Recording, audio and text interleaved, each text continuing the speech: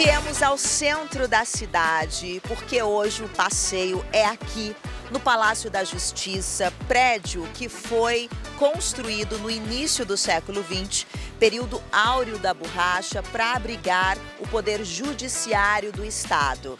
Um rolê que promete muita cultura e história. Bora?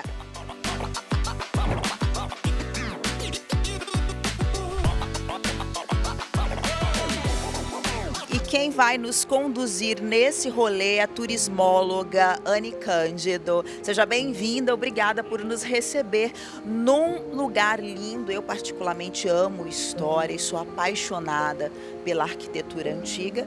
O Palácio da Justiça é um grande exemplo, né, dos prédios do período áureo da borracha.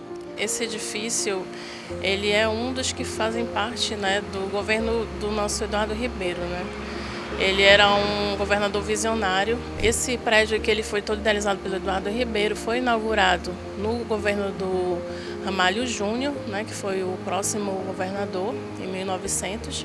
Esse ano ele completou 125 anos de história.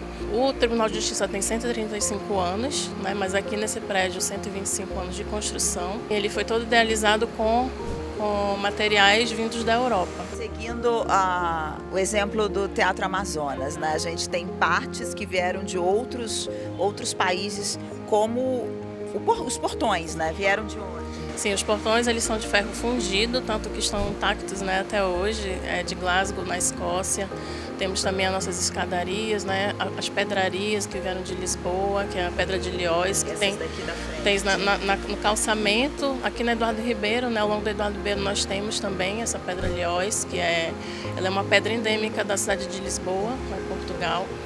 Temos também pedras portuguesas que fazem uma espécie de ornamento, né, aqui no frontão aqui do palácio. E temos outros materiais diversos que eu vou mostrar para vocês lá dentro, né, continuando o nosso tour. Chegamos aqui ao hall de entrada do Palácio da Justiça e assim, já impressiona por essa imponência toda, né? Sim, esse hall aqui ele é belíssimo, ele favorece muito porque ele tem uma luminosidade, né, que entra aqui pelas portas da frente. E a gente tem aqui como destaque, temos o nosso teto, que ele é todo feito em estuque, né. Ele foi trazido em peças e depois foi montado aqui no palácio, né, depois no acabamento, né, da construção.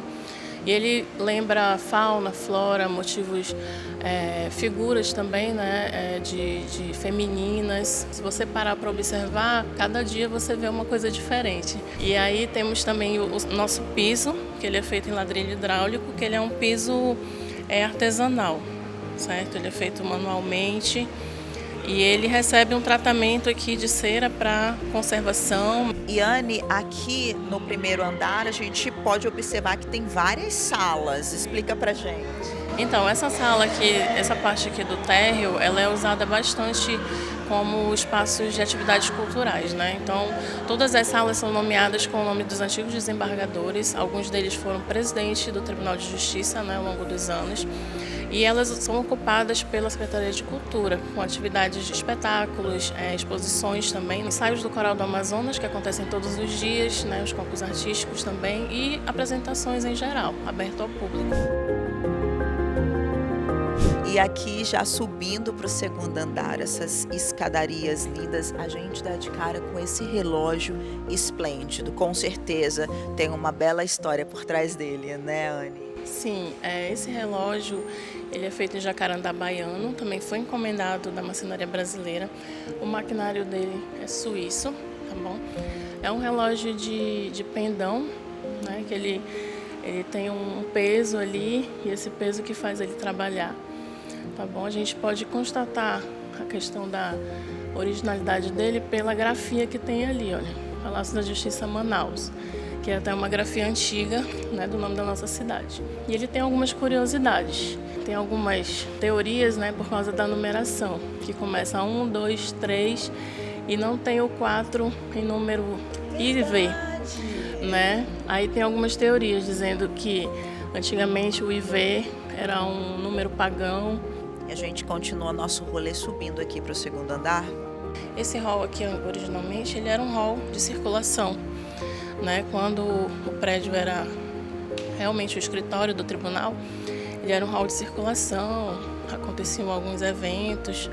E a gente também tem uma vista direta para o Teatro Amazônia. Essa varanda aqui é a mais concorrida do centro, eu acho, porque todo mundo que sobe aqui quer tirar foto e é lindo, ainda mais no pôr do sol. Olha, a gente pode entrar aqui no gabinete de leitura Dr. Leopoldo Pérez, que ele é uma sala, uma espécie de biblioteca.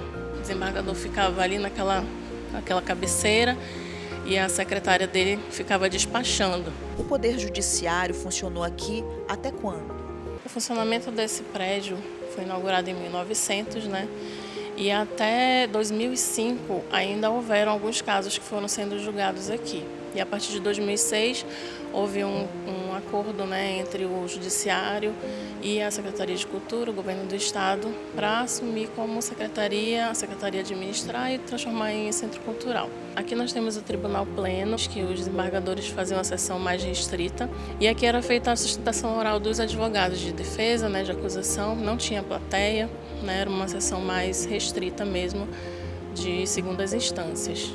E aqui nós temos um dos tetos mais bonitos do prédio. O mobiliário ele é original da época, todos os móveis feitos em jacarandá baiano, feitos pela marcenaria brasileira do Rio de Janeiro. Bom, essa sala nós trazemos aqui mostrando para vocês o gabinete do presidente do Tribunal de Justiça. Ela é nomeada em homenagem a ele, desembargador Floresta Bastos, né? Aqui no segundo pavimento do palácio nós temos uma exposição que se chama Exposição do Crime ao Castigo, que também é conhecida como Museu do Crime.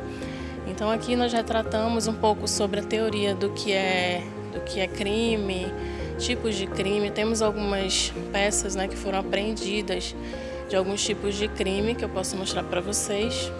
Aplicadoras de DVD e o caça-níqueis, né, que são crimes de pirataria, né, e os crimes de apostas que não são, né, permitidos. Aqui nessa estante a gente tem algumas provas, né, que foram recolhidas de alguns processos, inclusive o último processo que foi julgado aqui, que foi em 2005.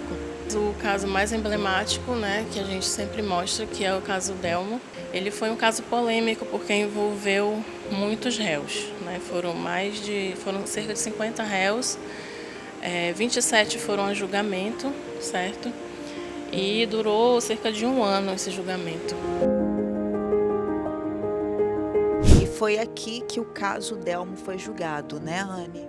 Sim, entre outros, né, desde até 2005. Esse aqui é o espaço do júri, né, o Tribunal do Júri Popular. Aqui nós temos um espaço que tinha arquibancada, que qualquer pessoa que tivesse interesse poderia assistir. Né? Temos aqui o espaço onde ocupavam os 7 jurados, né? O juiz, o advogado de defesa e o de acusação. O réu ele ficava ali ao meio, em frente aos jurados. Né? Ao lado do juiz ficava o escrivão e o Ministério Público também. E esse lugar aqui era um lugar que era feito mesmo o julgamento desses casos mais polêmicos, né? De maior repercussão, que causavam uma comoção, né? Na população local.